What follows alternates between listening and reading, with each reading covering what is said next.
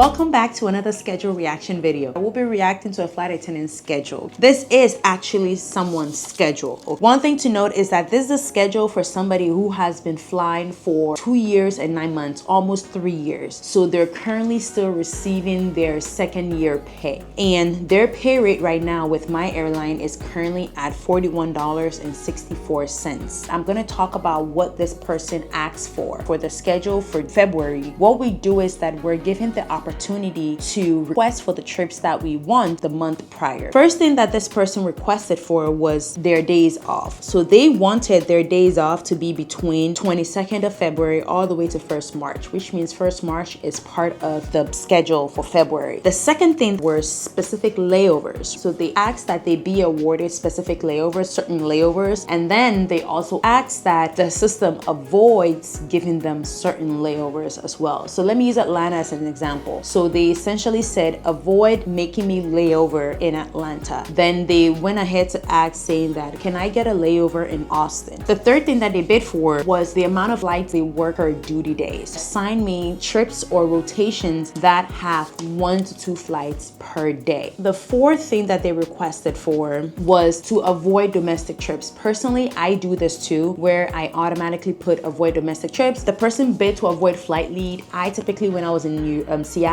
bid for this as well. I avoided flight lead. I don't know if going forward I'm going to be doing the same thing in New York, but I guess we'll live, we'll find out. They asked for specific rotation. The other thing they bid for was to avoid being scheduled to work on the 717 Boeing aircraft. And I'm not surprised. They wanted to avoid flying through ATL. If you're not new to this channel, you know my experience with ATL. I've had a pretty bad experience going through ATL on multiple occasions, just flying through the airport. Personally, I avoid Atlanta at all costs as well. I don't even want to touch the airport. We're already stressed out from flying back to back on these aircraft. We shouldn't be dealing with hostility and negativity at anywhere else. Reserve start date. Instead of assigning us reserve for the entire month, once you qualify to be on reserve as a junior flight attendant, you get it 6 days out of the month. But out of the 6 days, you can choose to have 2 sets of 3 reserve days back to back. This person in particular actually bid for the 6-day straight one. And they asked for the start date to be between February 3rd and February 10th. They asked that they be scheduled 50 hours for the month. That's one of the perks that I like about this job. All things being equal, if things are operating the way they should and there's a lot of flexibility, you are able to ask for the amount of hours you want to work that month. They went ahead to waive one of their rules, which was same day release to report. So essentially that rule is, if I have a trip that ends today, feel free to schedule me another trip the same day, as long as I get my minimum rest of 12 hours, which they asked for. That was the next thing they asked for, minimum rest of 12 hours. Finally, they did a commuter bid of 1. What the commuter bid of 1, if you're a new flight attendant, is that what you're telling the system is you as a commuter, you want to only come to base 1 time. So whatever trips they give you, it should be set up such that you're only coming to base 1 time to work all those trips and leave base. Alright guys, so let's jump into what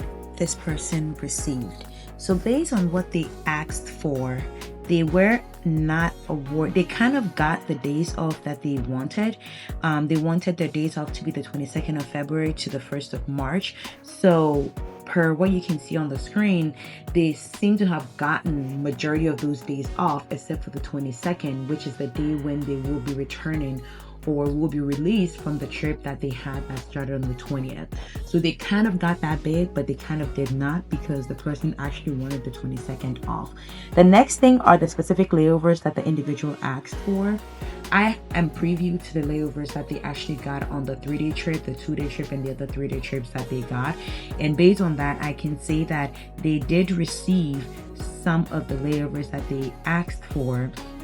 And also the ones that they avoided, they got some awarded as well. So based on the trips that they were asking for, they wanted the flights per day to do 1 to 2 flights per day or per duty day, and that was not awarded.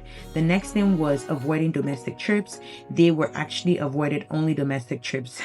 Also avoiding flight lead. They were awarded this because all the trips that they had, based on what I saw, they were not awarded any trips where they had lead positions.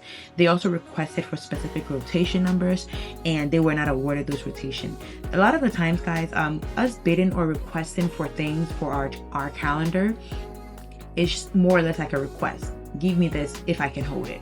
So it's possible that majority of the stuff that we're not awarded to the person, we're not awarded because they were not senior enough to hold it. The next thing that they asked for was to avoid all Boeing 717 aircraft. That was awarded.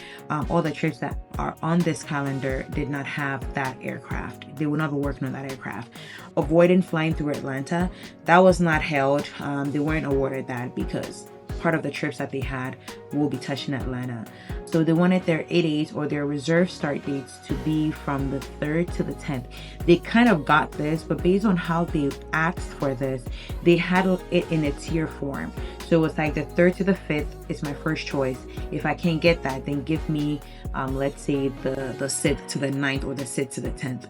So they had it in several tiers, and unfortunately, I think they got their last choice, which was the 9th onwards. So that was unfortunate. Next thing was the schedule value. They wanted 50 hours, but as you can see, or I'm going to show later on, they actually got well over 70 hours. And then they waived their same day release to report rule, which was held for some of the trips. As you can see, between the 18th and the 20th, the person has 2 trips that will be overlapping. So they will be released from that 2-day trip midnight on the 20th, and then on the same day they have another trip starting as well. The last but one request was a commuter bid of 1. They wanted all their trips stacked together plus their reserves stacked together such that they only have to commute back to base once. Based on what you can see on their calendar, they will technically have to commute to base at least 2 times, if not 3 times.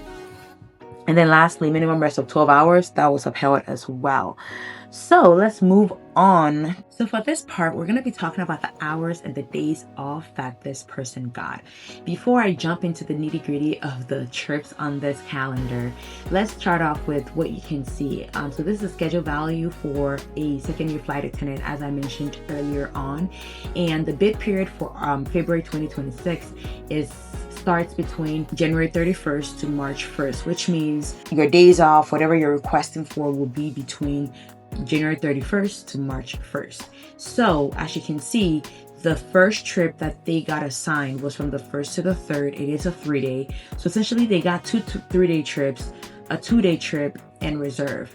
And as I mentioned earlier, they requested for their reserve to be the 6-day straight one.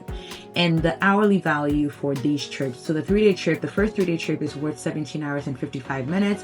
Reserve for the 6 days is worth 28 hours and 30 minutes. And then the 2-day trip is worth 11 hours and 27 minutes. And then on the 20th, they have a 3-day trip that's worth 15 hours and 40 minutes. So based on the credit hours of these trips, mind you, the hours you're seeing, the time you're seeing, guys, is the time that they would be paid using their hourly rate or pay rate of the $41.65, right? Beyond this, the time they spend from the time they sign in to when they're released, we have something called the layover pay, which is a much lower hourly rate. It's usually between $2 to $3. So before I jump into the monetary value of these trips, bear in mind that the total monetary value of these trips would include let's say the 17 hours and 55 minutes plus the layover pay. So it's going to be 17 hours and 55 minutes times the hourly pay of $41 and some change, and whatever their layover is. So that will give you a total value or monetary value of each trip and the reserve. 2 3-day trips, a 2-day trip, and reserve. So this is one of the reasons why people hate reserve, guys, because with our reserve, although it's only 6 days, you have to be on call for 247 for 6 days straight. And it's only worth literally below 30 hours, okay? Whereas if I were to work during those 6 days, I can literally pick up 2 separate 3-day trips that are worth 15 hours, and that's like, to me, the bare minimum, 15 hours each, and it will be worth 30 hours, plus I'll get layover pay. So that's one of the downsides of being on reserve. But the total hours that this person was awarded was 73 hours and 32 minutes. As you heard earlier on, they actually wanted 50 hours, so they did not hold that bid. And between the back and forth with the trips and what them not being awarded what they wanted and all, they actually ended up with 16 days off during this bid period. So for somebody who is always working and doesn't want to work a lot, this is not a bad schedule in terms of the number of days off that they are getting throughout the month if they want to keep things as they are. But if you do want to work more, bear in mind that if you're a new flight attendant, you are able to pick more trips if you're not aware. You don't necessarily have to only work what you're scheduled. So let's move into what the monetary value would be for these trips, assuming this person keeps their schedule the way it is and they work it the way it is. Note that these 3-day trips, being based in Seattle at some point, I personally will never work these kind of 3-day trips because to me, they're not worth my time unless I really want the layover, because the credits to me are very, very low. But sometimes people have different needs and desires, and usually working high credit 3-day trips like 20 hours, 19 hours, or 21 or 22 hours are usually very exhausting, especially if they're domestic trips, compared to international trips where you'll probably be working just 2 flights in and out.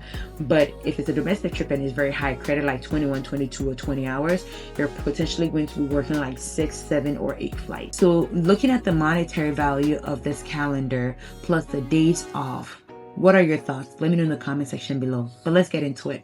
So the first 3-day trip, which is worth 17 hours and 55 minutes, has a monetary value of $940. Reserved for 28 hours and 30 minutes, it's worth $1,187.04. Their hourly pay rate once again is $41.65.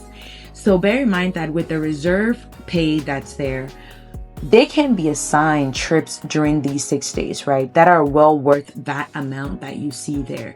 But this amount that you see for the reserve between the 9th to the 14th of February 2026 is the amount they will get paid out if they do not get assigned anything during their reserve time.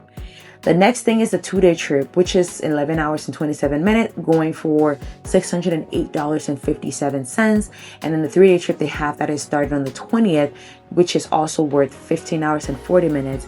It's going for $803.83. So yes, this is what the trips are worth, guys. And remember, once again, these amounts include layover pay. This person was not assigned any lead role, so they're not getting flight lead pay or anything. This is just basic, regular working my trip as a regular flight attendant who is in their 2nd year. And based on all the monetary value, the total comes to $3,539.44. So assuming that they don't pick up any additional trip and they decide to work their trips as it is, this is what the monetary value will be. And this money is pre-tax or pre any form of deduction. What are your thoughts, guys? Because technically they are getting 16 days off. It means they're technically working only about 2 weeks. So that's not a bad trade-off, guys. This is the reason why I talk about flexibility with this job. Let me know what your thoughts are on today's schedule reactions. If you want to become a flight attendant, please go ahead and check out the playlist in the description box below where I take you through my journey to becoming a flight attendant. If you have any questions, please feel free to leave them in the comment section below. Thank you all, and I'll see you all in the next one. Bye-bye.